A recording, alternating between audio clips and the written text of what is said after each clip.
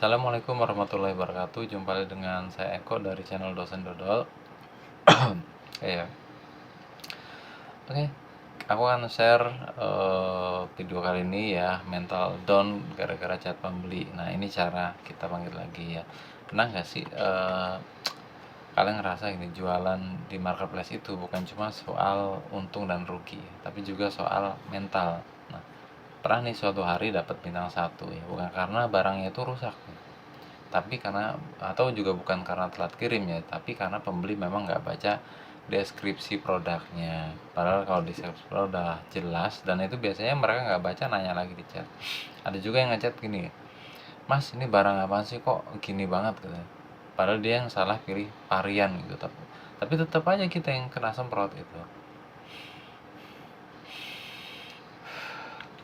Dan jujur ya, waktu itu bener-bener down, rasanya tuh capek gitu ya, emosi dan pengen berhenti jualan aja.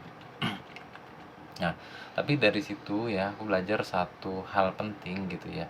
Jadi seller itu memang harus tahan mental. Jadi marketplace bukan tempat yang adil ya, tapi di situ kita bisa menang kalau kita tahu caranya.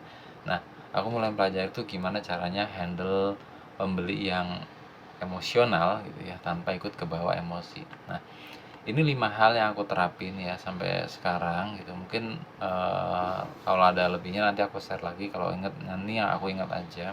Yang pertama ya, cara ngadapinnya itu kita harus balas chatnya dengan cepat dan tenang gitu. Jangan biarin mereka itu nunggu balasan chat tuh lama gitu, karena bisa makin emosi atau makin panas. Mereka sangkanya seller ini tidak merespon chat mereka, padahal kan tugas seller tuh banyak ya, apalagi kalau yang masih sendirian tuh packing sendiri, balas chat sendiri, itu membalas chatnya kan satu-satu. Nah, tips yang kedua, hal yang kedua adalah kita harus pisahin ya antara masalah dan emosi gitu. Jadi kita fokusnya ke solusinya aja gitu, bukan debat. Kadang pembeli itu cuma mau didengar aja udah gitu.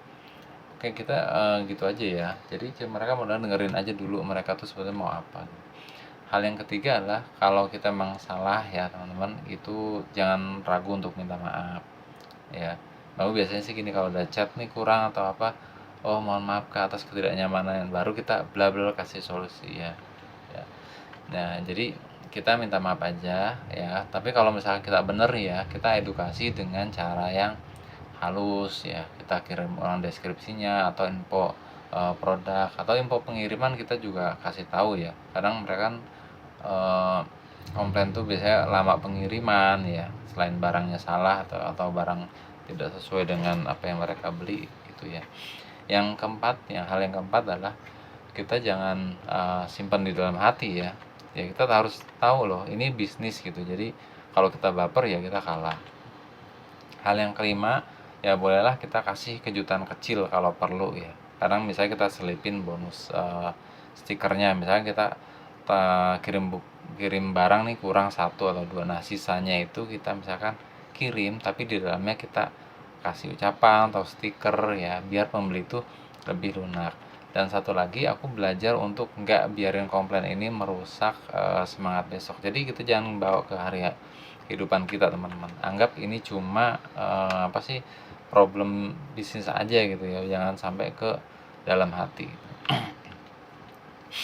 Nah, kalau kamu hari ini lagi ngalamin pembeli yang bikin pusing ya, jangan sendirian ya. Banyak banget seller yang juga ngalamin hal yang sama. Jadi kita nggak bisa ngontrol sikap pembeli, tapi kita bisa kontrol cara kita merespon.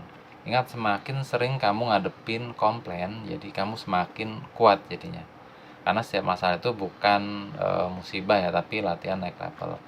Nah, kalau kamu pernah ngalamin kejadian serupa, ya share di kolom komentar ya. Kita saling support, saling menguatkan. Dan kalau kamu ngerasa video ini bermanfaat, bantu aku dengan klik like dan subscribe, karena aku bakal terus share pengalaman real ya dari dunia jualan online.